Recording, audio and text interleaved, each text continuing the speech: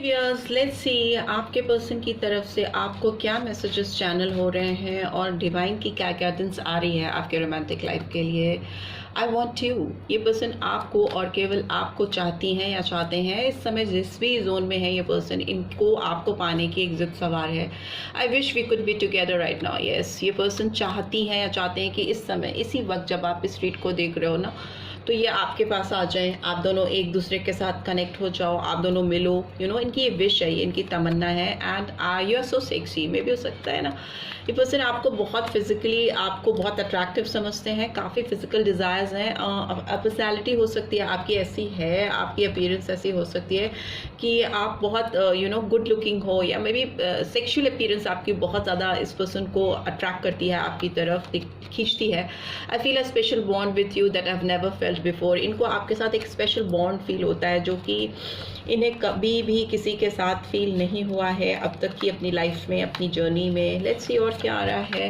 I hesitate to express how I feel. मे भी हो सकता है आपका जो ऑरा है, आप इतना पावरफुल आपका पर्सनैलिटी है, या आप इतने ज़्यादा इस पर्सन को बियॉन्ड रीच दिखते हो, अपने पहुँच से बाहर दिखते हो, कि इनको हेजिटेशन होता है, घबरा जाते हैं शायद आपके सामने बोलने में, जाती हैं एक्सप्रेस नहीं कर पाते अपनी फीलिंग्स को आपके लिए। आप एक पावरफुल पर्सनैलिटी हो सकते हो, ऐसा मुझे लग रहा है। I love you heart, I love your heart, your mind, your body, your soul. I love all of you. So maybe ये आपको head over heel, this person is crazy about you, madly in love with you. या आपके दिल से, दिमाग से, appearance से, body से, जो भी चीज़ें ये देख सकते हैं, महसूस कर सकते हैं, या जो भी एनर्जीज हैं आपकी, उन सब चीज़ों से this person is highly in love with you, this person is crazy about you. I am telling you, but हो सकता है ये पर्सन आपको बता नहीं पाते हैं या बोल नहीं पाते हैं I was born to love you. See, इनको लगता है ये पैदा ही हुए हैं आपको आपसे कनेक्ट होने के लिए, आपसे प्यार करने के लिए, आपसे अटैच होने के लिए। इस तरह की फीलिंग्स हैं।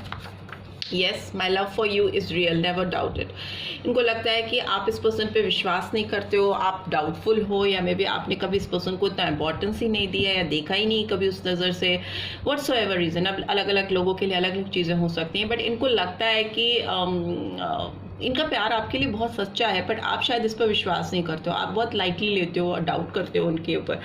सो वो आपको चैनल करना चाहते हैं that their love is real for you. I will stay in control of this situation. अगर आप दोनों की ज़िंदगी में कोई भी चीज़ें ना गड़बड़ चल रही हैं, चीज़ें ठीक नहीं है, आप नो कॉन्टैक्ट में हो, या आपने बात ही करनी बंद कर दी है, या कुछ हालात ऐसे हो गए कि आप लोग डिपार्टेड हो, तो इनको लग रहा है ये बोल रही हैं कि they can control, they can take control in their hand. वो सारी चीज़ों को संभाल सकते हैं, सब चीज़ें सही कर सकती हैं या कर सकते हैं। आपको ये विश्वास दिलाना चाहते हैं। मुझे लगता है आपसे ये फिजिकली बहुत अट्रैक्टेड है, काफ़ी इंटीमेट फीलिंग्स हैं इस पर्सन की, बट ये पर्सन आपको हेजिटेट करते हैं एक्सप्रेस करने में, फीलिंग्स अपनी बताने में भी उतने क्लियर नहीं हैं situations. Do you feel this connection? See, इस पर्सन को डाउट है कि आप इस पर्सन को, इस कनेक्शन को फील भी करते हो। आपके दिल में कुछ है भी इस पर्सन के लिए कि ये सब वन साइडेड है, यही इनकी ही सोच है सारी। सो इस पर्सन को श्योरिटी नहीं है आपको लेकर, इस कनेक्शन को लेकर, जो इनको कंफ्यूज करती रहती है इस कनेक्शन को लेकर। बट ये बहुत कॉन्फिडेंट है आपको लेकर, राइट। सो इनको कोई डाउट नहीं है, बट इनको ये डाउट है कि आप इन पे डाउट करते हो, right. First person I have ever cared about, ये आप पहले इंसान हो जिसके बारे में इन्होंने इतनी परवाह की, इतना सोचा है, इतना समझा है, जाना है। Romantic feelings, see your feelings are real and worth exploring. आप दोनों की जो फीलिंग्स हैं एक दूसरे के लिए, इस पर्सन को तो श्योर शॉट पता है कि इनकी फीलिंग्स स्ट्रॉन्ग है आपके लिए, रियल है, और वो इसको और एक्सप्लोर करना चाहते हैं और जानना चाहते हैं। एक्सप्लोर करना इनकी ओर से कोशिश करना चाहती हैं या चाहते हैं, बट इनको लगता है आप इन फीलिंग्स को और एक्सप्लोर करना चाहते हो कि नहीं चाहते हो। आपकी ओर से कुछ ऐसी इनिशिएटिव शायद इस पर्सन को दिखी नहीं है कभी आज तक, और अभी भी इस पर्सन को थोड़ा डाउट है, बट ये श्योर है कि इनकी जो फीलिंग्स आपके लिए हैं वो बहुत स्ट्रॉन्ग है। वो उसको और जानना चाहते हैं, समझना चाहते हैं, जानना चाहती, समझना चाहती। भी हो सकता कि आप इस पर्सन के पहले बहुत क्रश रहे हो, या फिर भी अभी भी ये रिलेशनशिप कहीं ना कहीं क्रश पे है। ये पर्सन आपको बहुत काफ़ी दूर से देख रहे हैं, काफ़ी आपको फील कर रहे हैं। उनको लग रहा है सब कुछ रियल है, वो जो फील कर रहे हैं वो सब कुछ रियल है। वो उसको और जानना चाहते हैं, समझना चाहते हैं, एक्सप्लोर करना चाहते हैं या चाहती हैं, बट उनको आपकी तरफ से नहीं पता कि आप क्या चाहते हो, ठीक है। And what else children.